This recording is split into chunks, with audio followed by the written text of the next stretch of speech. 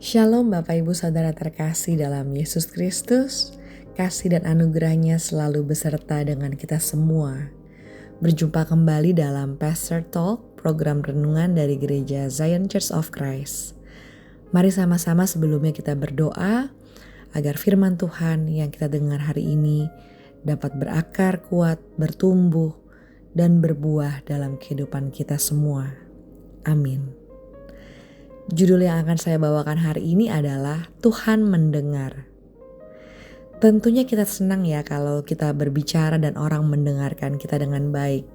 Saat kita bicara lalu lawan bicara kita menatap mata kita, memberi respon seperti menganggukkan kepala atau memberi sedikit komentar, tidak bermain handphone. Hal tersebut membuat kita merasa didengarkan dan dihargai. Berbeda saat kita bicara misalnya dengan anak-anak yang masih kecil, mereka terkadang saat bermain atau menonton, sulit untuk mendengar saat dipanggil, saat diajak berbicara, karena mungkin terlalu fokus dengan aktivitas yang dikerjakannya. Lantas bagaimana dengan Tuhan? Apakah Dia selalu mendengarkan kita? Apakah Dia selalu fokus dengan kita? Beberapa kisah di Alkitab menunjukkan bahwa Tuhan mendengarkan doa dan seruan umat-Nya. Pertama dalam Keluaran 3 ayat 7 dikatakan, dan Tuhan berfirman, "Aku telah memperhatikan dengan sungguh kesengsaraan umatku di tanah Mesir, dan aku telah mendengar seruan mereka yang disebabkan oleh pengerah-pengerah mereka. Ya, aku mengetahui penderitaan mereka." Tuhan mendengarkan seruan umat-Nya Israel di tanah Mesir dan mengutus Musa untuk membebaskan mereka. Yang kedua dalam kisah Daud diceritakan dalam 2 Samuel 22 ayat 7. "Ketika aku dalam kesesakan aku berseru kepada Tuhan, kepada Allahku aku berseru dan Ia mendengar suaraku dari bait-Nya. Teriakku minta tolong masuk ke telinganya."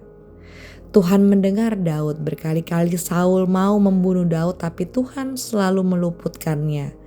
Waktu Daud bermain kecapi dan Saul melemparkan tombaknya, Daud diluputkan Tuhan. Dan saat Daud dikejar-kejar oleh Saul, Daud juga tetap diluputkan dan dilindungi. Malahan ada beberapa kesempatan di mana Daud bisa membunuh Saul tapi dia tidak melakukannya.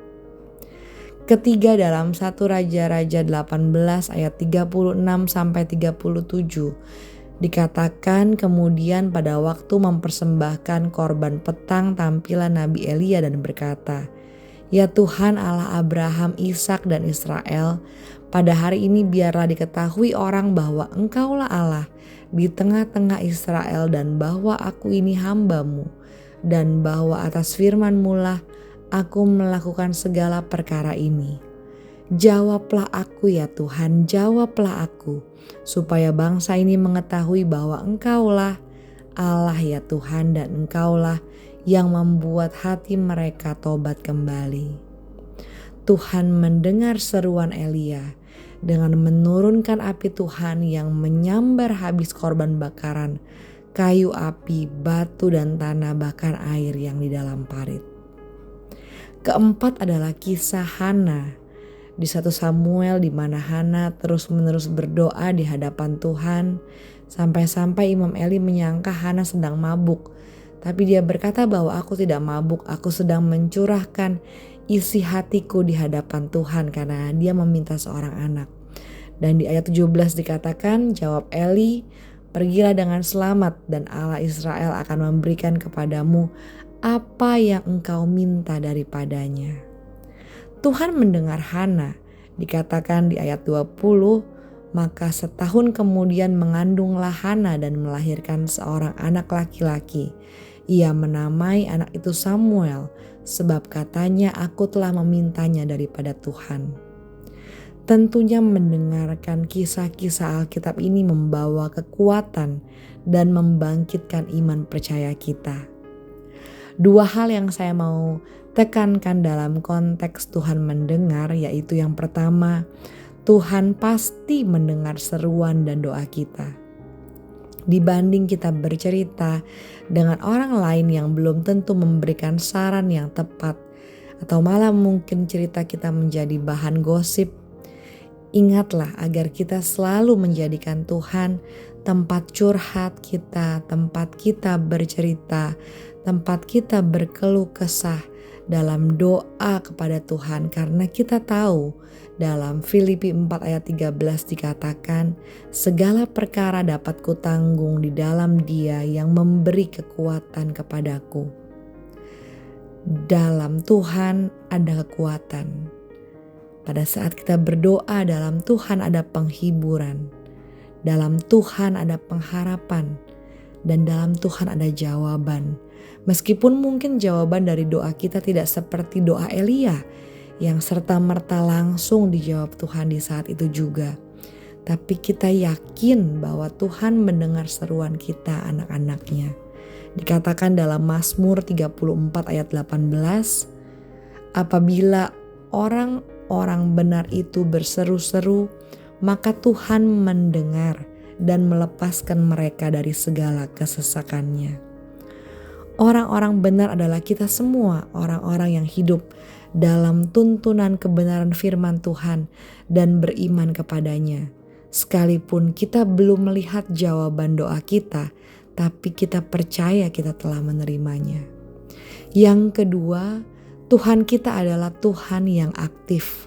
Dia Tuhan yang memberikan pertolongan, perlindungan, dan jawaban pada umatnya yang percaya kepadanya.